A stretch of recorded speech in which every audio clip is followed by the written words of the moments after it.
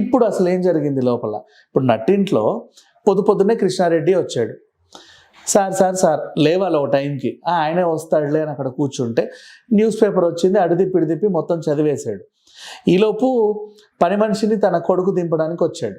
అయినా సరే తెల్లారుతుంది కానీ సార్ రావట్ల. వాళ్ళ ఆవిడకి ఫోన్ చేస్తే ఫోన్లే పడుకొని ఉంటాడు, కాసేపు చూడండి అని చెప్పారు. అయినప్పటికీ సార్ లేక అప్పుడు లేచాడు మళ్ళీ రంగన్న క్యారెక్టర్. లేచి అలా వాటర్ కొడతా అలా వెనక్కి వెళ్తే డోర్ కొంచెం తీసుంది. అటునుంచి వెళ్ళి చూస్తే బాబు గారు అని అరిచాడు సినిమాటిక్ లెవెల్లో. వీళ్ళందరూ వెనక డోర్ నుంచి వెళ్తే బాత్రూంలో రక్తపు మడుగులైన పడున్నాడు. వెంకటరెడ్డి అట్ట చూస్తే చిన్న సూసైడ్ లెటర్ దొరికింది. నన్ను డ్రైవర్ ప్రసాదే ఒక మాట అన్నందుకు నన్ను కొట్టి చంపేశాడు అని తను రాస్తే ఆ ఫోన్ ఏమో సోఫా మీద ఉంది.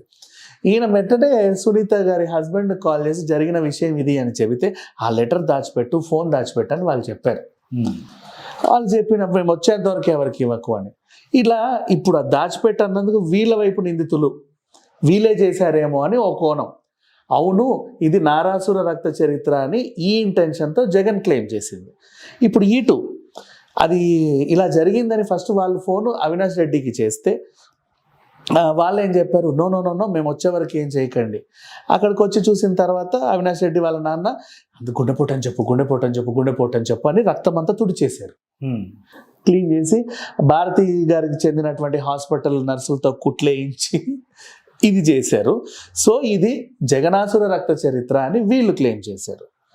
వాళ్ళు చేశారా వీళ్ళు చేశారా తెలియదు. ఇప్పుడు 2 స్టోరీలు ఆయన చావు కారణం ఏంటి అనేది. నువ్వు ఒక మనిషిని ముక్కలు నరికి 10 దేశాల్లో పాతిపెట్టినా కూడా చిటికెలో పట్టుకుంటున్నారు. తన ఊర్లో మొత్తం చుట్టూ తన సైన్యం, తన ఇంట్లో చచ్చి శవమై ఉండి ఒంటి మీద గాయాలున్నా కూడా ఆ పంచనామాలో ఏమీ తేలలేదు, ఆ పోస్ట్ మార్టంలో ఏం తేలలేదు, ఈ రోజు వరకు తేలలేదు ఇది. అండ్ ఇప్పుడు ఒక్కొక్కరిగా సాక్షులు ఎవరైతే వాంగ్మూలాలు ఇచ్చారు ఒక్కొక్కరు సాక్షులు కూడా చచ్చిపోతున్నారు, ప్రత్యక్ష సాక్షులు. రేపు ఇప్పుడు దస్తగిరేమో మంచి రౌడీ అయ్యాడు, వాడు ఎదిగాడు ఈ కేసులో.